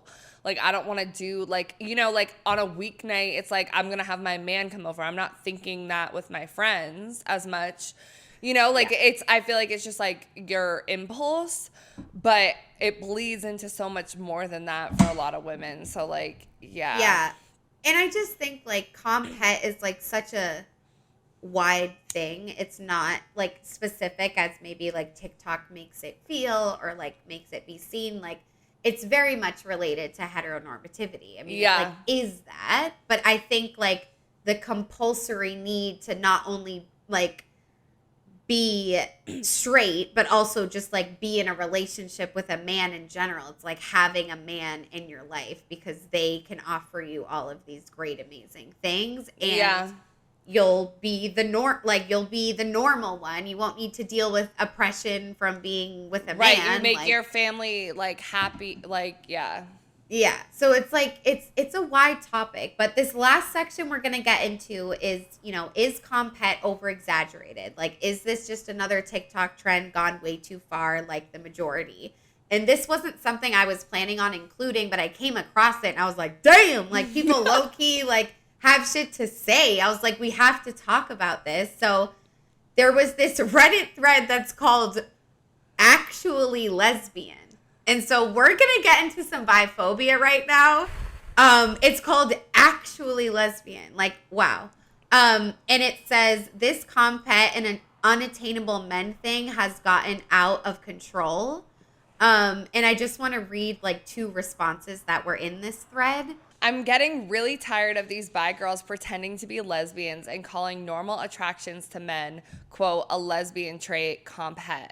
They imply that lesbians are sexually attracted to men when we're not, and it doesn't help us in getting taken seriously. Like, is this not confusing to you? So, wait. So they're saying that bi girls... Okay.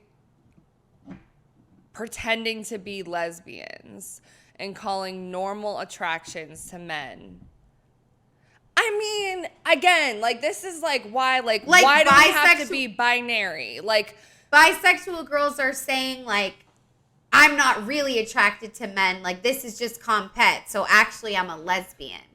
I mean, there's definitely a thing about like lesbians that are closeted heterosexuals. Like that's definitely a thing. Like, you know, like lesbians that present as masc or whatever, but still like have sex with men and like all of that stuff. So like, but I don't know, like maybe you're bi. Like I feel like this is the problem when we try to put people into like labels too much. Yeah. Because you're just like, oh, you're not a real lesbian. Oh, you're not a real bisexual. Like, what? Like, people have different experiences. And here's the thing, like, take a bisexual woman. She's real 50-50 with it. Or if she's into non-binary too, it's like she's 30-30-30 with it. Whatever. 30-30. Like, shut up. And if she was like, we're like drunk hanging out and she's like, oh, like that girl's so hot. I'm so gay. I wouldn't be mad at that. Is she gay? No, she's bisexual, quote unquote. But But I think that's okay. But I think there's a lot of lesbians out there that are like, no, the fuck, you're not gay. Well, you're bi. No, but even you had a straight girl do that to you when we were in college. Like, you were identified as completely lesbian, and then like sometimes this guy would come around and you would be a little flirty guy that I was like, or friendly or whatever, but that if you know Autumn, that's also just her personality. Like, I feel like you just like to like have fun and be flirty and like flirt whatever. With a tree, and honestly. like, and this girl that we were friends with would always be like, she's not a real lesbian. Like, she's not like, she's really straight. Like, she's just doing it for attention. And like, that's the whole thing. And it's like, okay, guys, like, sexuality is a fucking spectrum. And maybe think for a minute, like, why do you give a fuck so much? Like, are you just insecure? Like, I don't know. Like, I'm like, what? Like, are you mad that attention's not on you? Or are you mad that you're not exploring your sexuality? Or like, what? And also, like, we need to stop, like, micromanaging and projecting our own ideas onto other people and like their behaviors, because like, okay, you could identify as a lesbian and be flirting with a man when we're out, and I could think, oh, that's funny, she's a lesbian. You're on a journey to figure out your own fucking sexuality. Who the fuck am I to be like, you're funny. Not a lesbian? Wow, that's interesting. Right. You're not flirting with a woman. Like, I know. I was like, and it's like, now looking back, it's like I look back and it's like I was, you know, a closeted bisexual, because I felt so much shame about even considering that. And now I'm way past that. I'm like, it's cool, guys. But back then, like, and I really, like, it was so shoved down that, like, I genuinely believed it. Like, I don't have memories of me being like, oh, like, I hope no one saw that I was flirting with what's his name at this girl's apartment. I was just like, oh yeah, I did that. Like, I'm just kind of like, right. You know? And like, who, like, for her, like, when she talked to me about those things, like, in private, and I'm just like, bitch, why are you so invested? In the room right next door to me, like, right, hello. Like, why are you so fucking invested? Like, you know Stop what I'm saying? looking at me. Like, do you want to fuck? Right. Like, what are you, what? Yeah. Okay. And so another response in this Reddit thread said, if you're that confused over your attraction to men, then it's probably actual attraction to men and not comphet. Comphet isn't about sexual attraction anyway. It's not about the body. If anything, comphet encourages women to ignore their bodies. It doesn't cause man lusting. LOL. If you have a crush on a man, feelings for a man, think sex with men is okay, like to watch or read about men having sex with each other, or even if you want to be a man, that's just attraction to men expressing itself in various ways. LOL. May as well accept it now and avoid wasting years of your life trying to force yourself into the lesbian box and save us all the grief. Okay. I just want to say, it's giving those Facebook groups, but like lesbian edition. It's giving, are we dating the same guy, lesbian edition? Because it's just right? I get them saying like, comphet isn't just about sexual attraction anyway. It's not about the body. If anything, it's about like women ignoring their bodies. Like, that statement, like, I get, but like, I just feel like it's like people are on their own journeys. And also, isn't it a common lesbian stereotype that lesbians like to watch gay porn between gay men? Yes. Yeah. So yes. It's like maybe like this just sounds to me a girl that had a girlfriend that caught her watching gay porn and is like mad about it. Like, you know what I'm saying? Like, I feel like we are sexual beings that exist outside of like, you could love to watch gay men have sex in porn when you're like masturbating. Like, that doesn't mean you're secretly honestly, heterosexual. Bitch, like, almost every woman I've ever like talked to like did that with gay men. Like that got them off. Me personally, like never. Like No, even if me it was like neither. a really dom scene, I just like No, they're the not one cute thing to was look like at. Saltburn. Like that scene in Saltburn, which you haven't Oh. watched, but there's like this one scene where he's like doming him kind of, he gets on top of him in bed. It's like whatever. I was like, oh shit, maybe I do like watching gay men. Fuck, I'm I don't know. screaming. I mean, yeah, honestly, there's always something. that'll But change your mind. yeah, I get it. I get the beginning. They're on to something in the beginning, but like again, like I just feel like it's dangerous whenever we start telling people like save us all the grief. Like that, like it's about the person, and if you're trying to build a relationship with this person, like you should not tell them like this is how they need to be with their sexuality. I don't think that's ever right. Okay, so we're going to finish it off with some more dangerous Reddit posts. So this is kind of among the same vibe. It's in that same actually lesbian thread. And I'm just going to read them. They're all just like quick ones. One person said, the Comphet is liking unattainable boys/men bit never fails to amuse me because what do you think lesbians were experiencing growing up? Most of my crushes were unattainable too because they were straight girls. Someone said, bisexual girls don't want to be lesbians as much as they're scared of men and depressed over heteronormative relationships. Methinks. But since they never shut it about how gay they are, it seems like they genuinely want it from the outside. The last person said, Comphet is not really a thing. Not the way it's being discussed. Nothing on earth can make you have fake love and crushes on men or make you like having sex with them if you don't. All of that is real. Comphet in itself is lesbophobic because it insinuates sexuality can be chosen voluntarily. Yikes. That like won't shut up about how gay they are. I was like, that's you. But like that was me. But it's That also was me. because you're a femme, and I feel like you have to, so that like lesbians notice you and like you're like, hello, I'm gay. Like yeah, you have to put yourself out there, honestly. yeah, this is a little bit scary. Much. Yeah, I just thought it was fun, you know?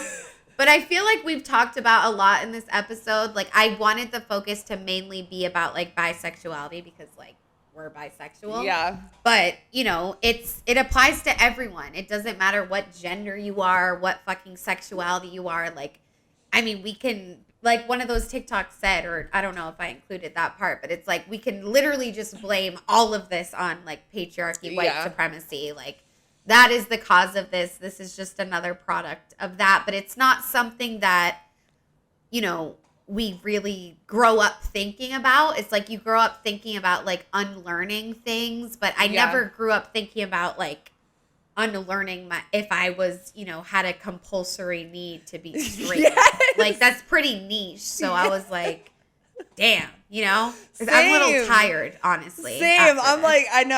Off camera, I was like, I need to read this dog. And Autumn's like, no, you don't. You're gonna spy. Exactly.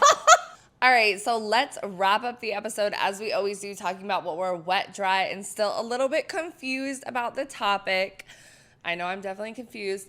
But I'm wet. I feel like honestly about just learning that this is a thing. We always say we're wet about learning, but like low key, like when this popped up on my algorithm, I was like, what the fuck is this? So I'm wet that we're talking about it because I feel like for one, Autumn and I like always want to add more queerness to the podcast, and sometimes it's like hard to because I feel like we get so amped up about the men and the heteronormativity of it all on TikTok and whatever. There's so much, you know.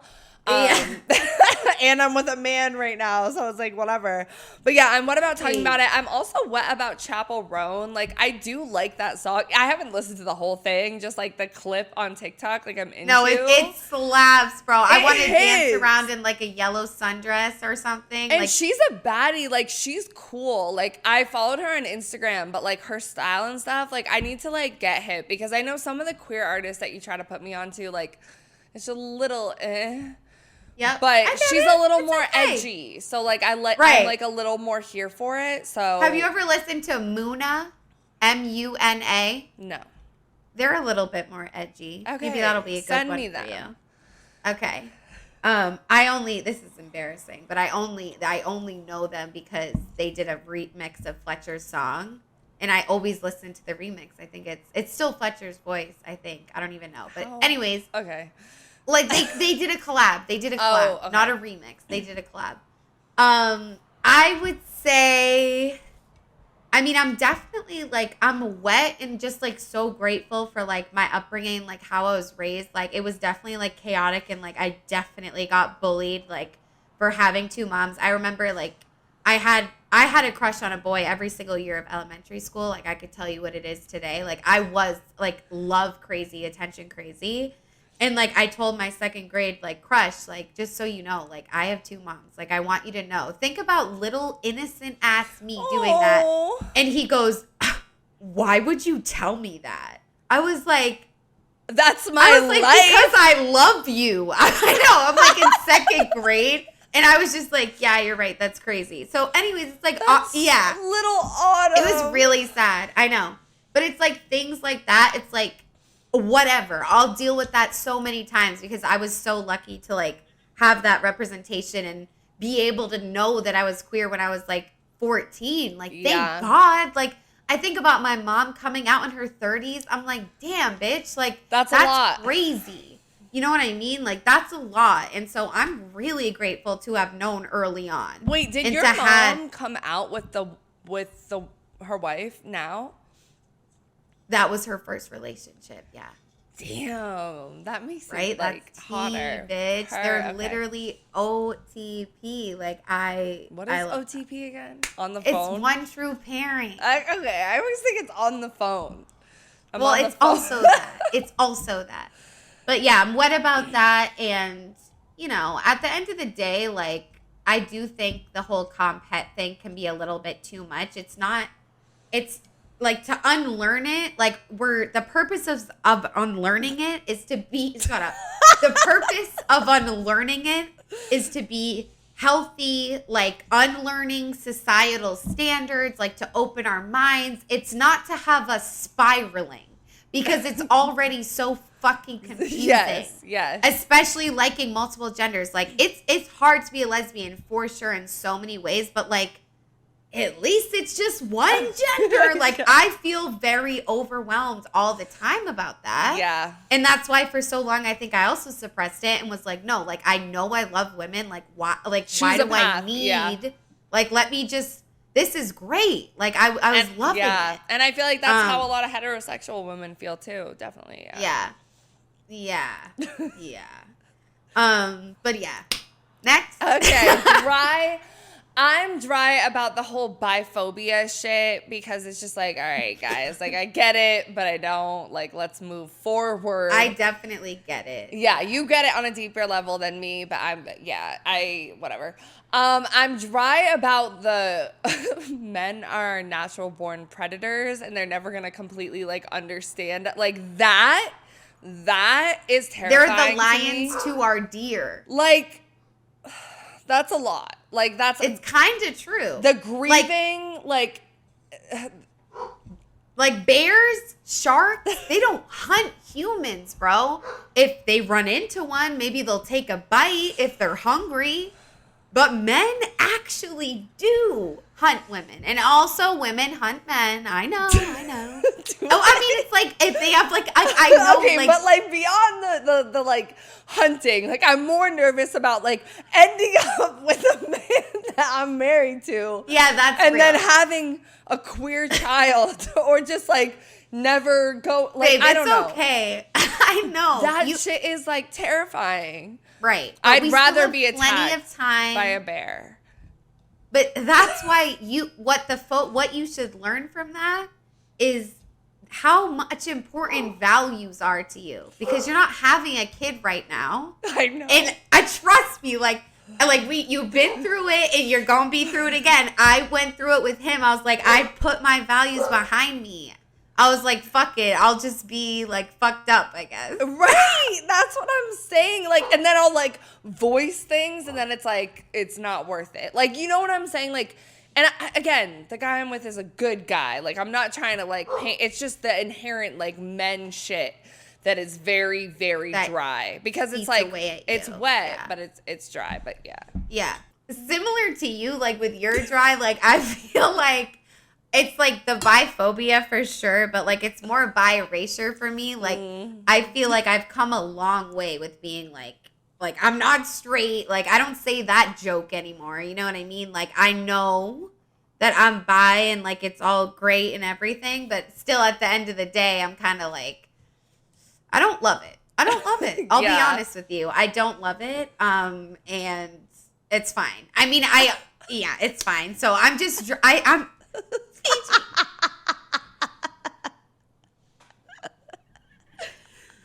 like, I don't want to say I'm dry about being bisexual, but maybe I am. But I'm also so wet about it because I feel very limitless. Like, wow, Autumn, like you were really born to like love and you can love anyone. Like, that's so cool. Like, so I go back and forth, but like, it's just a lot. It kind of hits home for me. Yeah, in society, it feels kind of dry.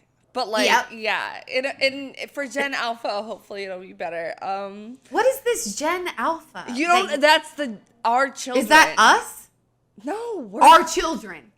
Yeah, which like our friends have kids, like they're Gen But have Alpha. you heard of Zillennial? Yeah. Are we that? Yes. Okay. Technically, I would say we're because it's in between millennial and Gen Z. Yeah, like what? So like Gen 97? Alpha's the next one. Yeah, the babies, the kids right now. Like they're not even born so yet. So maybe our kids would be Gen Beta. What? How do you already know all of them for eternity? It's the alphabet, bitch. Wait, X? Where's Y? But what happened to millennial, boomer? Like, where did it all come from? These names. I thought we went to Gen Alpha because we just did Gen Z. So A. And so we're just gonna go Gen, but everything. You're right, because then millennial. But because there's no in the Gen millennial. Oh, so millennials are Gen Y. But Gen X is our parents, X, Y, Z. But we call them millennials because it hit in the millennium. Like the new millennium. And boomers, it hit in the boomer. The boom. The economic boom. So, but boomers are technically Gen A, B, C, D, E, F, G, H, I, J, K, L, M, N, O, Q, R, S, W. They're Gen W? All right, whatever. Anyway, we're so far off the point.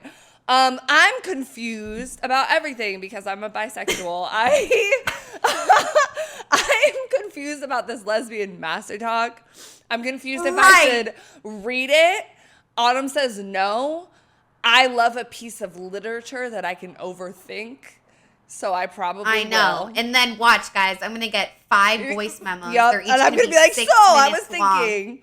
And then I'm going to have like 8 episode topics we should do.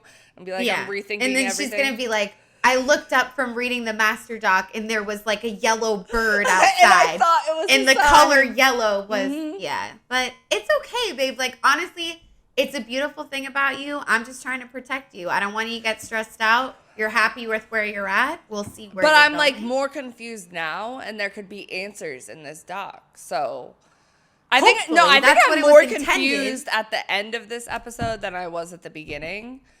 But that's okay. Yeah, that's not good. I shouldn't have. I was a little bit confused at the end as well. And the reason I'm confused, and this will be my confused, is because like it's such a broad term, and when we're talking about it so fast, like bisexual comphet, straight comphet, lesbian comphet, it's all like different. So then I'm like, wait, what's comphet again for lesbians? Yeah, what does it mean? Because I keep wanting to say the bisexual one, but the straight and the lesbian, like I didn't do as big of a deep dive because guys, we can't have our episodes be 2 hours. We're already at 3. We're tired, and like I just like that part still confuses me a little bit. But again, like the bisexual shit was the most interesting because like that's our people. Yeah, that's us. But yeah, that about does it for this episode, guys. Hope you guys liked it. It was definitely like niche. We love the word. Okay.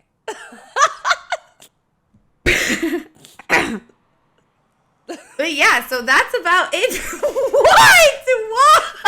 We love the word niche. I was going to say we love the word niche. Stop! I'm actually crying. I'm gonna fuck up my makeup at the end of this.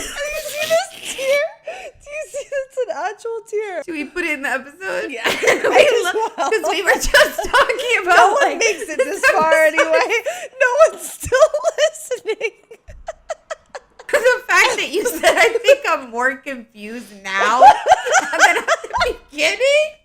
Like, great. So is everyone the fuck else then. No, but actually, like, is my makeup really fucked up? Okay, we're good. We're good. You're not ready. I know. Okay. All right, guys. Well, that about does it for this episode. What am I supposed to do?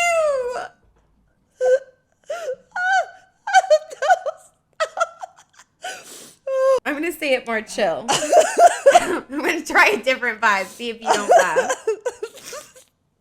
All right, guys. Well, that about does it for this episode.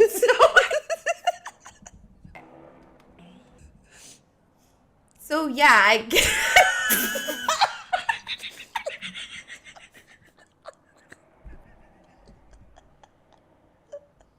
This isn't funny. This isn't funny anymore. I want to finish. I can't.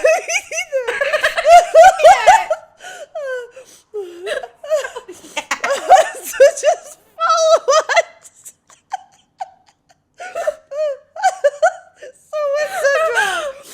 gmail.com. Oh my god! Can we just tell them like what we're like having? Oh my god, I'm crying now too. Me too. I just wiped off all my nose makeup. Okay. Okay, guys.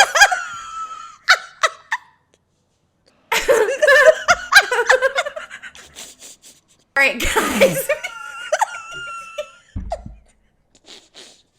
If you guys, I can't. You guys, we just had a crazy laugh attack, so we are both currently crying because we're just like so funny.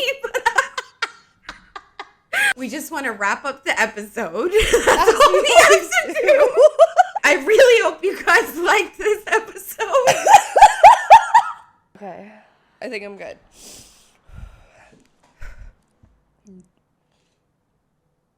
Oh, I'm going to. We really hoped you guys enjoyed this episode. If you did like it, please let us know by subscribing or following on whatever platform you're listening to us on.